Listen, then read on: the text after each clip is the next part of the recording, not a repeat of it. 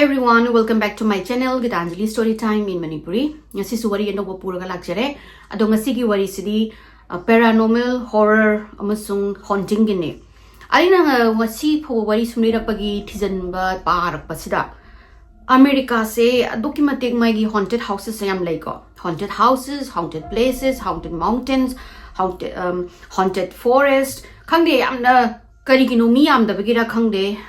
or lamduna kuchaw machaw raga India gi kano manga turuk thuk haidi manga mu chaw gadra ai khangdai ne exaggerate tawga dum haibiro chaw gadra aduga leiba mi na India gi mi gi hoi gi tangkhai mu haitare 500 million people mu tangorangani US ta lei se aduduna mafam jaga do mi leitabagi oibra na trakai no khangde aduga moi gi haina haunted oire haina thizan humjam ba chatla kanda proof ka su dum moina phangba aduguma tawbagi yam thinna interesting jo oi ado ngasi gi the haunting of Sallie house haina Sallie house haina amalei yamna haunted oiba one of the haunted house America gi khara famous oibane aduga si se major tourist attraction ne Kansas ta le sigi yum se mid 1800 ta Dr. Michael Finlay ko wa nupa mana sakhe ba yum ne hai sigi yum se ta ne nupi macha angang nupi macha amagi ghost na haunt to bani hai angang do hauzaki yum sida sigi ba ora male report ki matung ina Sallie ko ba angang nupi macha ama no manung dang da Michael Finlay gi house da pora pajani mama na hai angang no smaina mabuk na da na phara ole khole na ada Michael gi huziki mana yum mana sag ba yum ni ko asigi Sallie house mami hana badi Finlay house na ko ramne do mayam na huziki haunted oi badagi maming je Sallie house na mayam no khangna bagi on thoki bane ada Dr. Michael se magi basement se sida kare in clinic gumba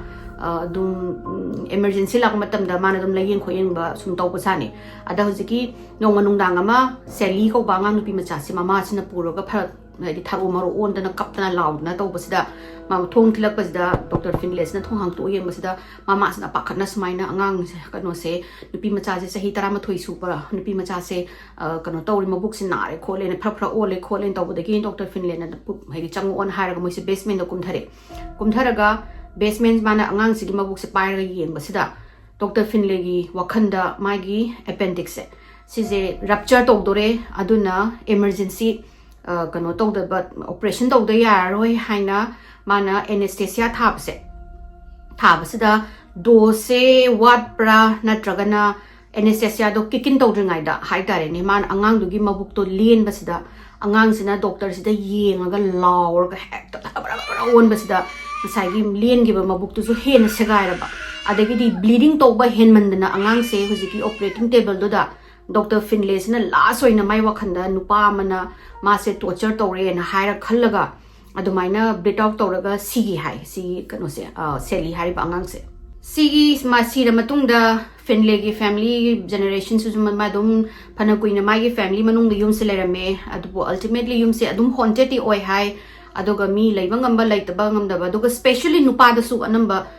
si kano mai gi occurrence dum to male aduduna adum mapu ma dum silla yum sila aga yum sigi matang da national amasung international moigi local amasung national news the found in mid 1990 matam sida family malakani pigment family hana moi sina leiba matam sida moi da thopa thodok se sighting haina aina ma paranormal investigation gi tv gi reporter gi khoi gi reporting to bai tare ne khoi news ki type to ba ama mamangi da ina haunted house ki matawda sighting haina ama tawdo adugi sighting gi matam da 1990 matam sida yam thina phawe moisina mi to pakau to na khotana ada moi reach out tawraba matungda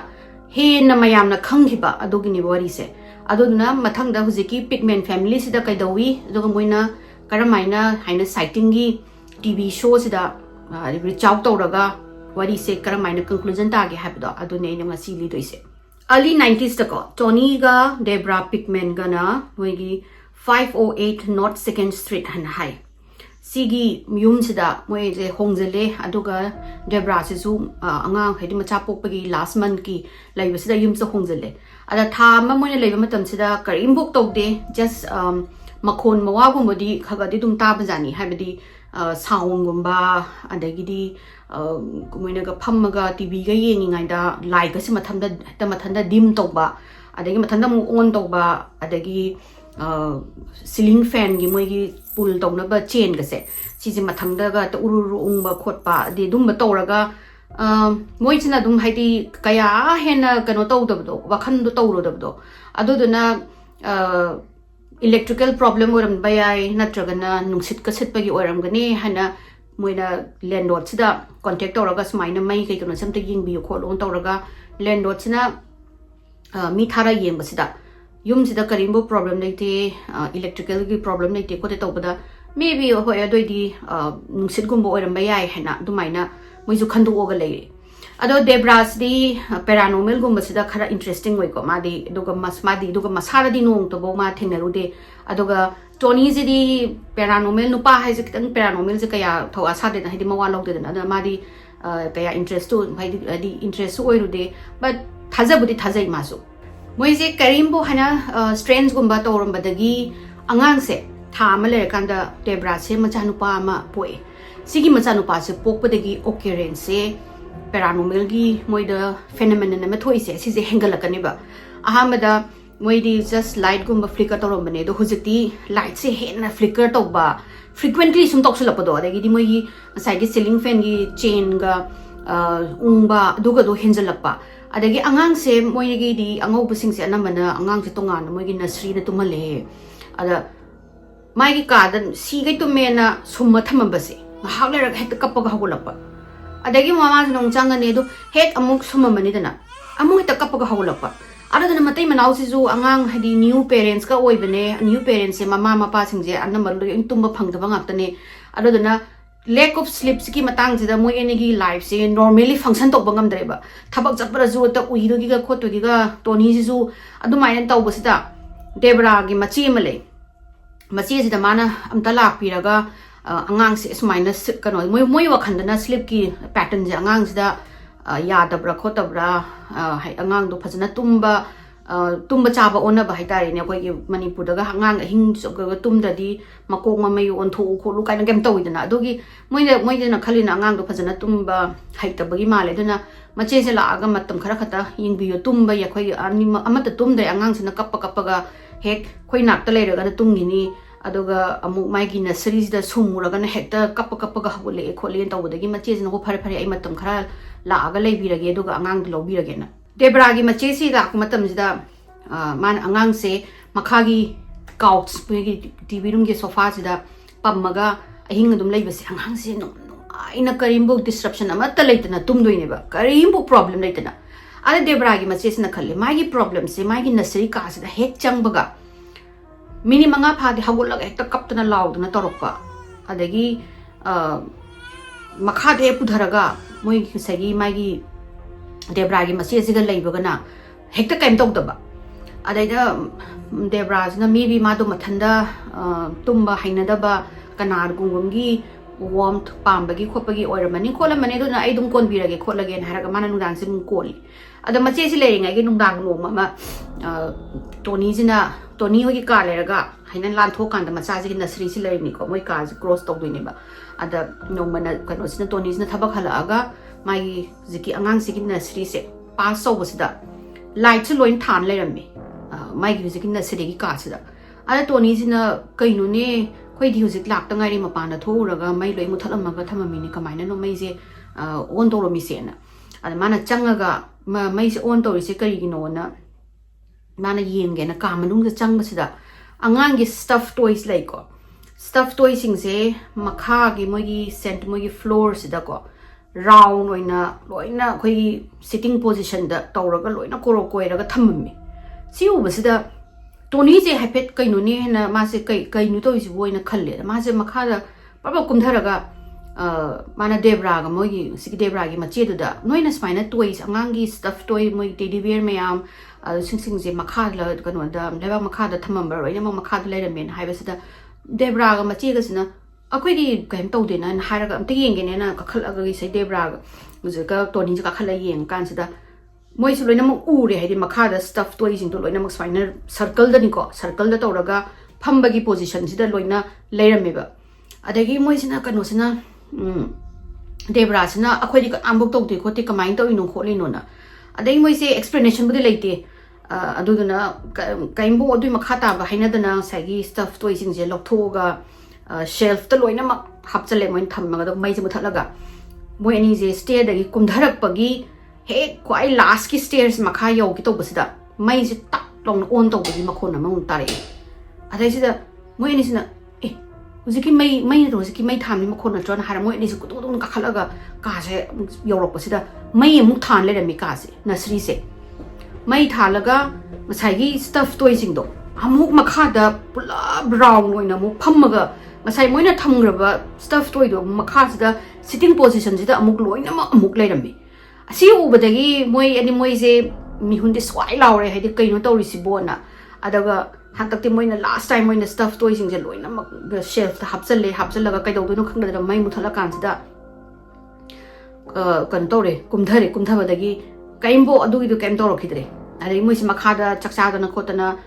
TV nga hagi yengaga debra sina minute 35 muk leiraga mathak sida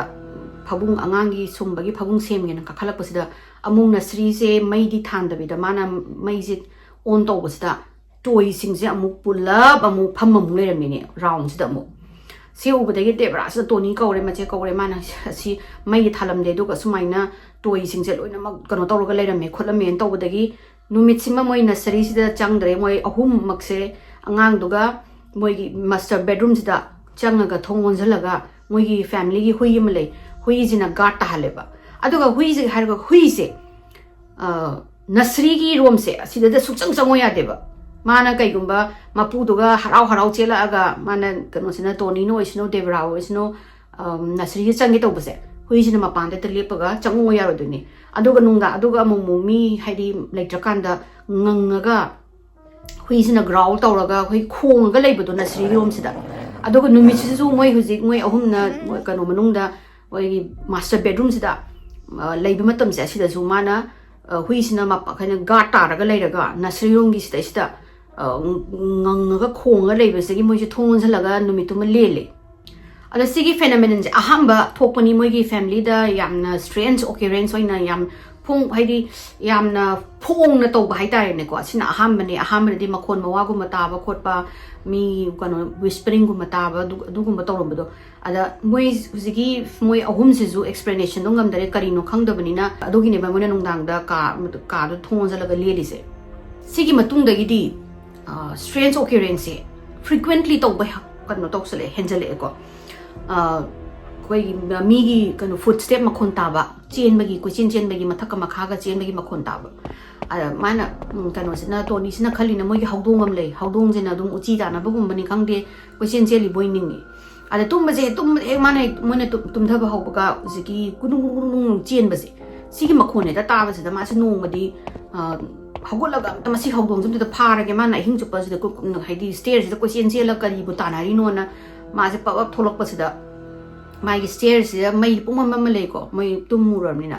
ada mana haudong do leram gadra na edi yam haidi ek taba khudak hagolaga ni ko mana ju kan tori si thoi se leramdre haudong do leramda se mana haudong do u de ne ma de ada mai manak se da kullaga moi gi chimni leba mafam da ye tummaga le ne mana haina non tharagi yam se da nu yi ngai se da amu angang je gi haidi kanu ma footstep ma khong ma cha gi footstep hai tare ne kudung ena ma rom gi ta ma gi sidong business kano to rip sing khale eba ada ma je mai ju than manang hoda to ni je kai no ne hana sumaina to ringa sida nu si ai gumma mai sida phang na haidi phurak podong to raga ma se tu gi to do ni adagi ma se sa je kano ma tu khau songa kari no je ki do di kai no ma kan cheng khala aga nu si ai gumma mai da thome na nu si je thom ma tung sida angang nok pagi whispering am sum no pagi makhon tar anima sita badagi ma se ka da hot ta chenjalaga thong gi lok tawraga ma numituma mai man nupi do di haidare do ga ma nongdang si ma lele ado moi gi mayum da occurrence tawri se amuk tawgani amuk lepkani adagi amuk moyuna ekoi gi wakhanda khali male na khallaga amuk leira kandana amuk he amuk haurakpa adagi amuk lepa adumai na tawbani na moi se karino explanation zo met irai leite tamna bana hekta continuously tamna bana teba adubu lepuraga haurakpase lepuraga amuk torakpase asise yam thina sathi na hekta escalate torakpase asida neba moini matha sari se adai nong madi toni se nungdinda TV magana se ma afternoon ngagi nungdin gi ngakdang tumge na tumaga leiba jane ada nakanda sina debra ga mai angang duga dum sanaraga leiba ada toni se tumambadagi phak hawulaga debra se dum yengaga mana he is mine ina debra se da hai aduga mamin ushala tungre ala debra se kaino ne na duga mai wakhandana oh maybe toni se mamang la kaino ma mangaga churo lo leorangani na khandu e di ma je du adi mangon di strange padi oi ko adi ampok da maina hagolaga wangang bana te do ma wangang gi do maybe ma ha je stress thuna kai dana churo lo leorangani na khandu e adu ki nongan bana misida moi gi family photo wall gi stair gi manaki wall da yan ba sing se loina mak upside down da thamamani ko mamai mako onra thamamani duga glassings da loina mak cracks alam ni aduga moi gi candles koi gi scented candles gumba leidana adu do randomly melted oirani aduga moi gi case amadana ngasai gi candle se mana packet da leida ngari ba unwrap tawdri ko plastic to adu bu ngasai plastic do pulap melt tawraga layam doini aduga yam ngappa mana melt tawri ba candle se sidai se mai gi wick to mai chuna ba mamat kanu matu kam yobdo adu du zu mai on tawdana mathanda mel taw khagi kai tare ne kari gumba external gi mapandagi yam saba amana pai bedagi mel taw ba oiram doini aduga candle sing sida anamba khoi khut macha hai tare ne anga macha gi makhut ki handprint se adugumba sam phang ba hore sigi matung dagi di moi se help daka tare haina moi se khannare aduga koina thi matam sida matam na in habado sighting haiba adugi TV show sije paranormal investigation gi channel show mane aduda moina reach out tawraga smile tawai khole na crew sing sida haiba sida moi gi sigi producer ga sing do interested already de moi di adu duni moi thabak se ada moi budi aham dam skeptical oi ko haibadi moi smile na tamnare khole kaina ga chaluraga oiram da ba khotba sum yam thingnei aduda aham balak matam sida moi de were skeptical haidi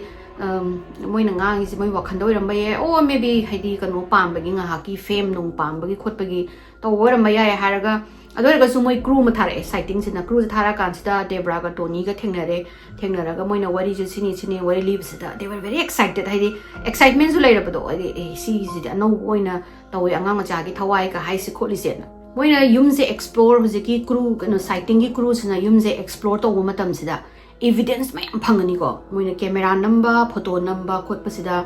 photo aina net ta phangba mani khapcharange sigum se phangbadagi many times moi je hanjan lakani adoga tony ga debra zo hambada moi gi masak se utlo yaram de kai no da tony do maya mamangda sum ikai jabado haidi mangon da thengnari ni kholi ni moi miyum da tamnari ni adoga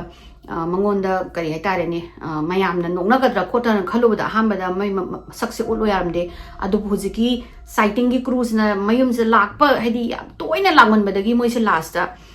moi gi masak maming se sije hayu yara ineba ado hujiki sighting cruising ji ju am thena moi na sagi photo nong do uba khopa tawbadagi moi gi psychic ama lei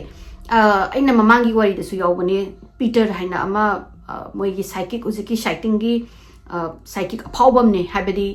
medium hai tare ne ko mai ba hai ga dra khoi manipuri da haragana adu khoi na tragana khoi gi spirit ka wari sana bangam badugumba mi ni ko ma se puraga laktoini adu ma se laktringa gi moi na ka do bino Peter je pora ise habisda huziki cruising na la amedana la maga some random small isolated fires gumbaje yumda mai macha khoi gi flashes oin hai tare ne mai bun macha hai tare dugumba yum sida ne hekta appear tawrokpa moi huziki cruising ji lai ngai da adagi phalong appear tawramani dana adagi amuk disappear ong tawrone ba adagi moi huziki moi na nong party hall sida huziki cruising jiga lai ngai sida stair gi makhong sida dol ama lairame dol je mai cha agani ko in mai the flame da lairame se aduga masai gi dol je kamaina mai cha ke haiba sida huziki fire maina specific area khitang khak da dol je effect oiba haidi huziki dol je mai gi manung dagi mai chakla aga mai sina spray to bagi type da mai sai gi mathaba ki area sa khak cha aga masam makhut laidabi se plastic ne mai cha de loi cha tu ni dana adu maina saga kano torom ga lairam doini adu ubasida sigi moi kano sisu mai chakpagi phenomenon sisu moina capture tawrani sighting gi crew sina adagi Tony je convince oi haidi masigi moi imung da tawriba saina mai bun macha macha hawhali se sijina yum je mai thadokpa natragana asida leiba something or kano se sijina macha je nasri tumhandraga nasri zu mai tharaga macha ju moi imung ju pulap harm to bai have ma convince oi bdai ne ba ki medium je pura lak toise Tony ga Debra ga so hana leramba moi mi du da reach out to raga sumaina noi the strange occurrence laibra khopra du tobra khopra to bosida moi ki hana leramba misna hai hedi au to we khole unexplained oiba mai macha macha mai bungumba macha macha dong oi ade sound nung di adum tai khole adubu edi Tony wa to ri basmaina di tong da bida moi da dum khara di dum yum do kitang di adum kainom di to bani haina hairi edoga no moi su ziki nursery specially nursery or room sa sigi thongnau ba je mathanda no modi mai chak le ramme kholam me na moi su du confirm tawre adoga hujiki hana le ramba mi sa sigi masa lupa ma le hujikuti pakhang paraba ma su imaginary friend ma dum le khole na hai kholi kaina adu di hairaga hena details so moi do idi adu do hangna dre Debra je de convince oi re haidi moina deal tawri se angang macha magi spirit oilong mali nga sai gi makhut macha gi candle gi kano leramba handprint leramba adagi sai stair gi da makhung macha pik pan ga chin makhun ta ba adu mai mana mauna di Debra di kaya taw deba anam mana Tony sina ba yam thengnari se asida Debra na convince oi re haide si anga macha magi thawai soi den orangani adu duga ma si attention gumba akhoi gi attention pam magi oirangani haina ne ba mana adu do mana ma di convince oi jare Debra si di ade ji ki psychic sila akan sida mana yumse explore to basida mana nupi macha ama ui hana claim to ni ko ai video hapcharamge There's a little girl that's standing right there right at the top of the stairs. Hello? Hello? Look. Hello? Can you speak to me? Sally? Is that your name, Sally? Sally? Okay. The family and our sightings investigative team were amazed that Peter James had correctly named the entity. Si ura matung sida Peter na kan haidi hairi je noi gi yum sida haunting tori je angang nupi macha amagi wakhan ne haidi kanoni spirit ni thawai ni aduduga ma sina noi gi part of the family oiningi khotningi adudugi ni na hayena domaina Peter sina hairak pasida Debra sidi mangonda kitang kanoma power mama oirobani na mai wakhan angang nupi macha do domaina yum do legi da oirangani aduduna khoigi thawai part oir mera aduna maybe aina nurture tawrasu ka sukai de khote na adu mayam na dum haibam lebne innocent amagi angang amagi kai kin thawai saraga kholaga especially nupi singse sida phattaba spirit khoigi nefarious oiba malicious oiba mai gi kano spirit se sisina hekta sympathy lona ba adoga once you let them stay haidi once moina o yai nang leiulaw na enable gi dol da su tobudo leiulaw ka haira kanda hekta aina da malicious oiba kano oiramba hekta spirit oiramba phattaba demon go moi oiramba dogu mo yam tawgale but hojiki Peter na uri bagi matung ina di mai mamang da su angang nupi macha magi thawai gi un urabni na mana du haibidagi Debra ji ki da bido ina Debra was like happy oh you can be part of the family nang oibi ai kholena do Tony sidi yaning deba Tony sidi haina deba mana karino yum manung sida I don't feel safe hai tare ne haina sumaina thawai ama koi gi family da di part oininge khotninge ma su hairaga Debra na yare sibo na khalle duga Tony na yaning debse achi je hojiki spirit lai sina power ne ba di ma yaning di khalaga ma sina kano se Tony se ma gi against the lay haina khanbegi types da Tony sida occurrence mu henjelak toini no ma Debra na iruzaraga shower dagi hadi iruzaraga barum dai tholak pasida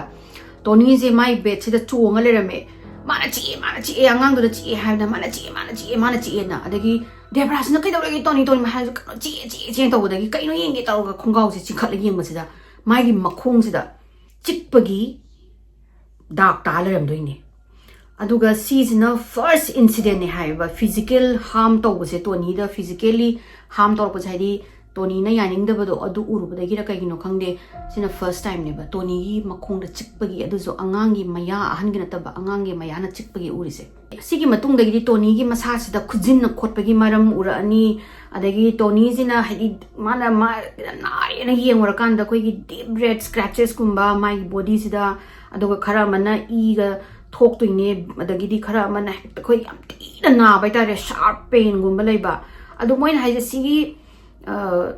yums the lady ba pot se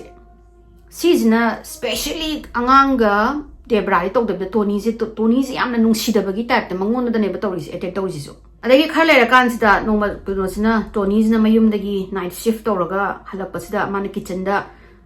juice thakena ma kano changbajani freeze sa hang to ga juice haibasida magi maning sida kanano mangon da yenga leibe type da ma se phawri aduga magi lukham gi samje chap yung bai type to basida mana kaino ne na maning je on tho ga yeng basida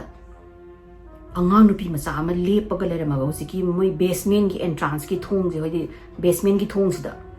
aduga sigi angang jina all white outfit hai thaina matam koi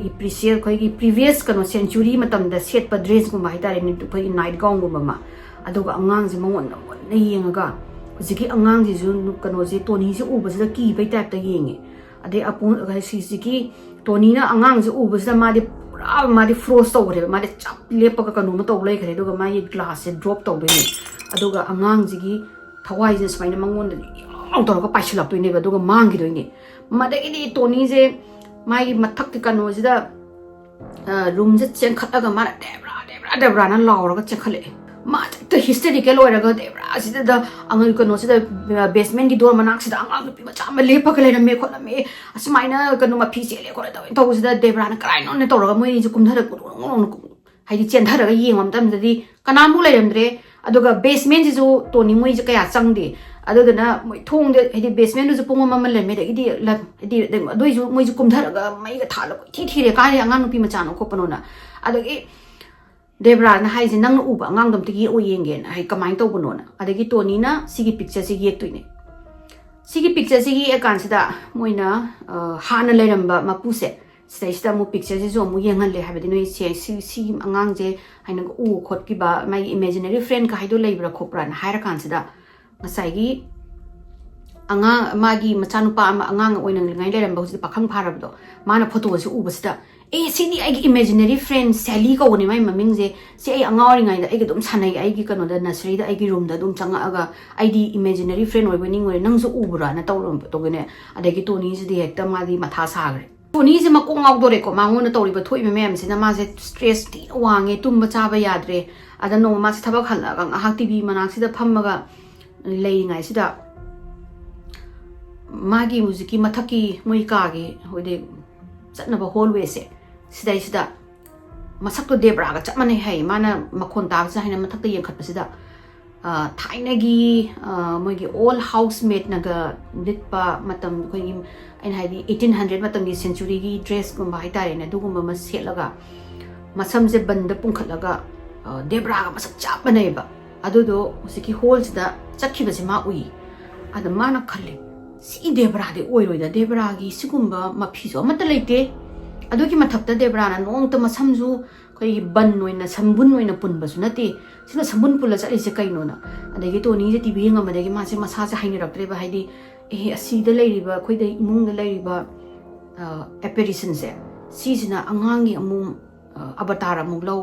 adagi di mai nupi gi masak amung lo tawraga kaino tawrok to ise na ma se am haina dare si matung dagi Tony sina tumba se koi gi khujin na khotpagi gumba makhon ta ba wall manung sida adagi wall gi khot pa sida khara kana taba khoi gi mi ahum mani ga pulaga koro kana ga khot pa adagi loud banging mane tumbaga mane potha ba changba kani ko tawdoi se loud banging dong kaina ga khoi gi thong je ta kano non wall manung de gi surak pa adugu mane ba mana hujik ta ba hore adagi mangon da whispering taw ni ko mana kong da wangang ba malaga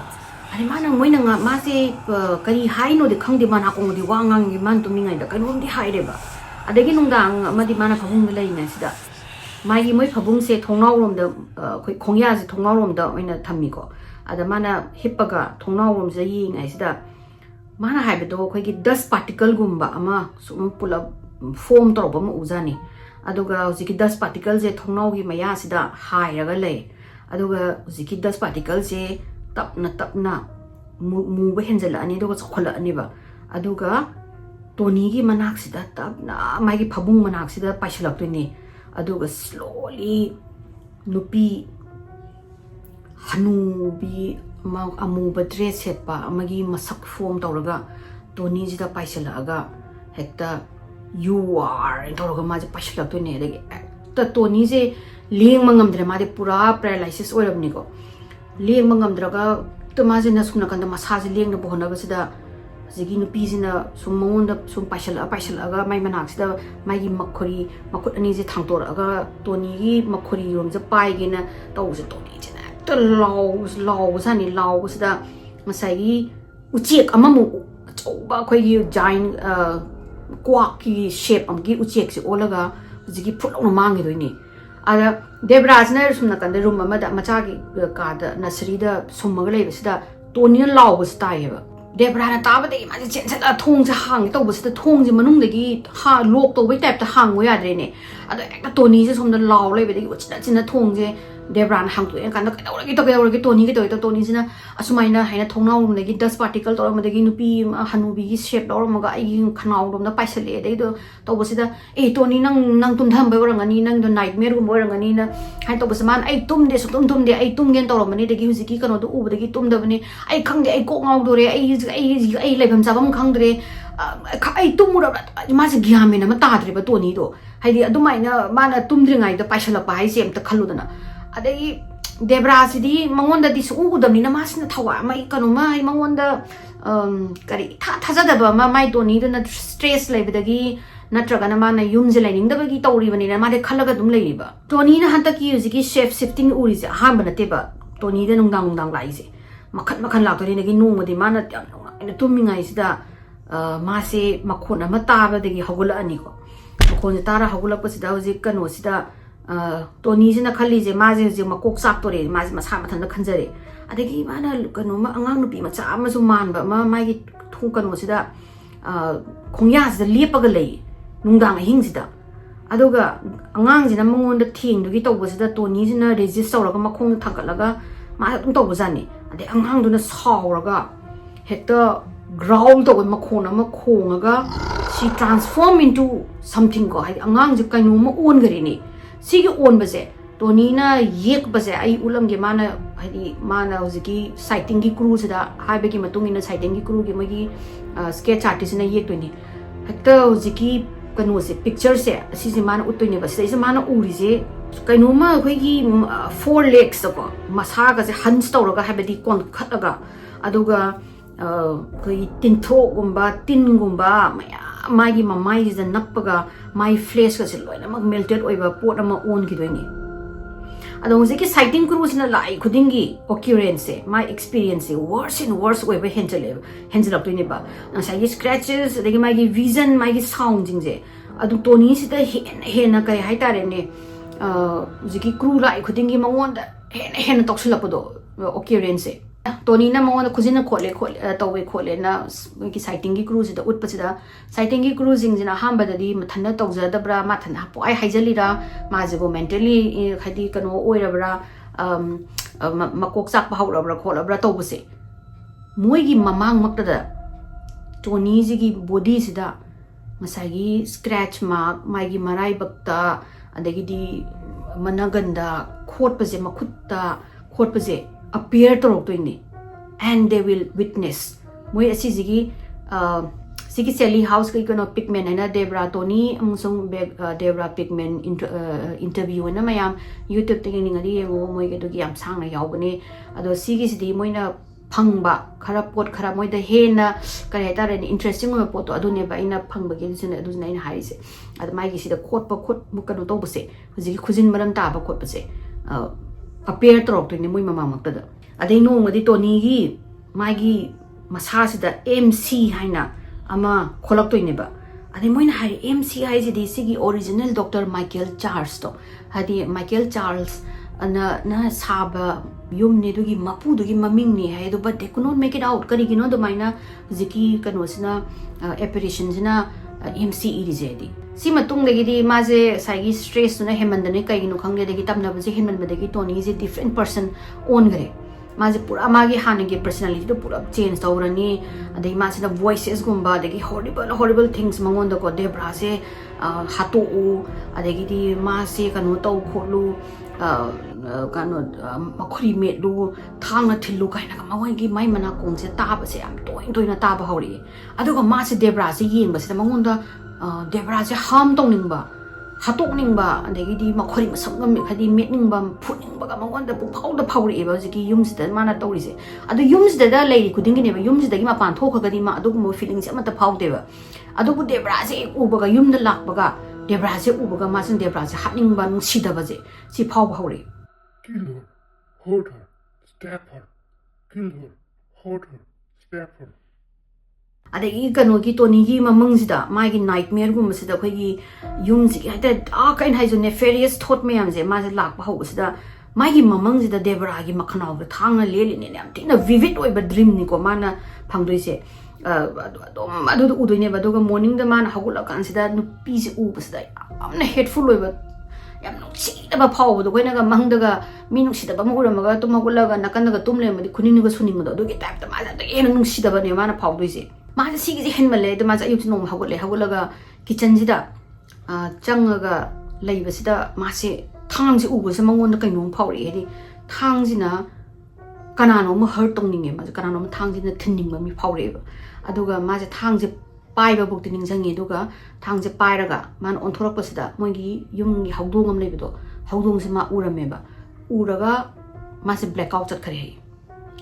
blackout chat laga ma di blackout oi oi na ma gi parents ki mayum da chat laba jani adu nung dang oiram se ma sina gyan men la kan se ai di kamai ne parent ai gi imai pa yum je kamai le rami no na tawraga ma na mayum je halap pa sida kitchen da chang ma sida hawdong je thang na thillaga kitchen gi counter top sida yum na le rama ada man hai ba se ma hawdong do ham to ma suning ai suning ningjang de adu bu mana to bor ngani kai gino da mana last time mana numi tuma remember to ri se thang do ma pai raga hawdong do u gi bane na ade ma je pakhale hai di Debra se mana ga sumai na ga macha do go Debra ga do hurt to de kamai do do no adagi Tony sina khali je sigi darkness ama mai gi mayum da lai sina ma je pura transform to re ado mana mu khalle hadi ma je kai gum mai gi brain je pera lai ra pro khola braina Praduna mana doctor psychologist mayam ama mana unarani adubu mayam harai je nothing nangi clinical gi nang nothing is wrong with you ada nangi option se nang huziki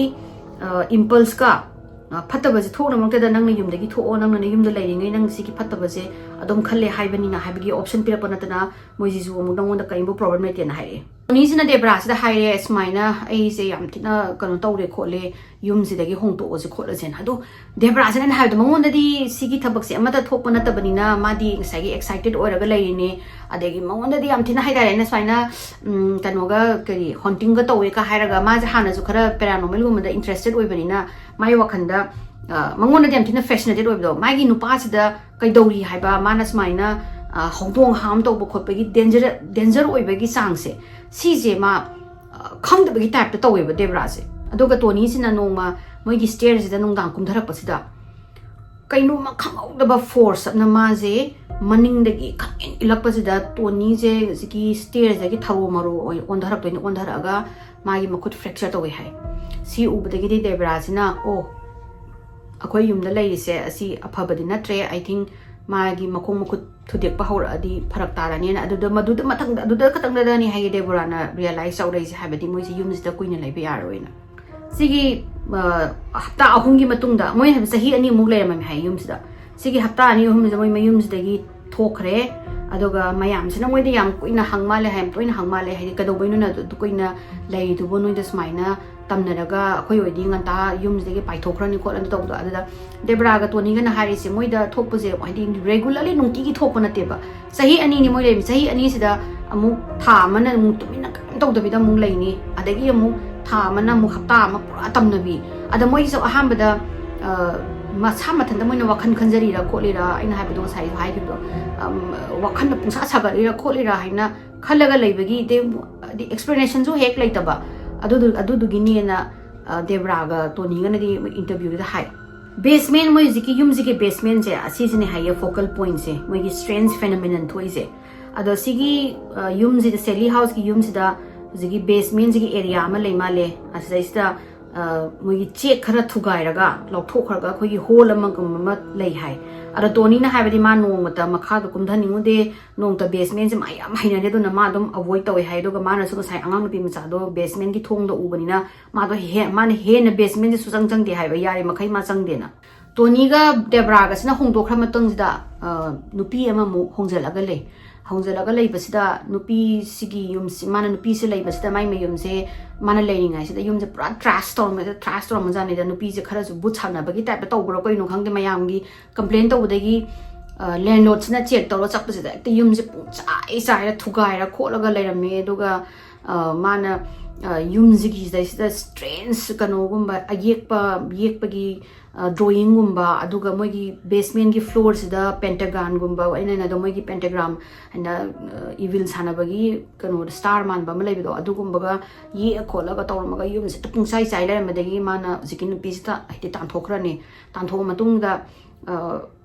zigi mapu sina di yum do loisalaga thamba jane hedi phana koina kano mi topa mu la asno mai investment ne mapu gi zo aduna yum kanam bo laita ba haibse mangon na mangjari ne si matung da moi ge tenant amani le me hai adu su kuina le yoga da bida dum mathanda dum hong do khiba khot khiba taw dagi kanam bo laitre hai do jim koi gi paranormal researcher mayam adagi tv show mayam investigate taw chatle Sallie house moi yuziki ghost adventure haina yamna phawbane hojik so moi ju yauna chatle hai yuziki mafam sida sagi ghost adventure gi host se asisina Tony ga Debra ga se amu kauma le yum sida di moina karai thengnai kholena ada moi sagi Tony ga Debra ga lak pasida ga sagi EWP hai moi kanoma trans koi kano to bagi makhon ma wa ta bagi kanoma le radio gi tap ta le go adu do ekta crazy oi dong ne pangan kana khotna adagi angang macha singi nok bagi angang macha singi whisper to bagi makhon je ta duine ba aduga Tony gi managan je aside dang sai khujin sakna mu khot pa mu phangdoini si matung da gi Tony ga Debra ga sna amuk han na mayam request also ma moi jim yum je chango ya dre de like koi yum je da hong tok chagram ne koi dum lap na dum leizarage na ade atopa crew members in ghost adventures in mayam sing na lakpa du su the imi atopa lakpa sing na su scratches gumba the odd occurrence gumba moi na dum experience song ni witness sogani aduga mayam na haije hadi Sallie house yamna haunted oi aduduga yamna kiba yum oi moi na visit tawda adu era su kaino mana mu lao haibagi type ta kawbudo haibadi